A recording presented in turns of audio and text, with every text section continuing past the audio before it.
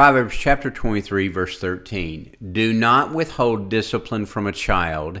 If you punish them with the rod, they will not die. Today's principle is it requires discipline to discipline correctly.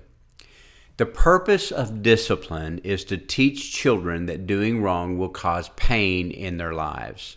There is a raging debate on whether or not children should be disciplined.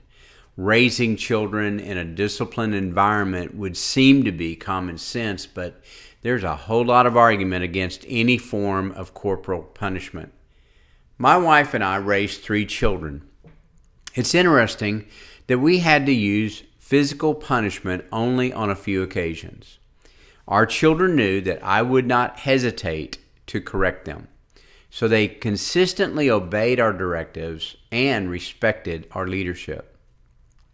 My goal in discipline was to demonstrate obedience, basically. They could live under my rewards, or they could lose those rewards by their disobedience. It was their choice. I would continue to meet their basic needs, food and shelter, etc., but they would not have the privileges and my gracious rewards.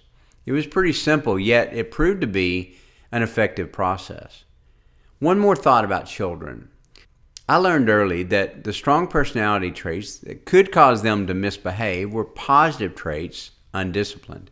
For example, stubbornness was often a conviction misdirected. Rebellion could be creative thinking without guidance. Do you see my point? This process helped my children understand God's reward system, grace and truth. Grace is there at times, but there are also times for truth. Too much law and children will never live up to the rules and demands. Too much grace and they will run wild without restraint.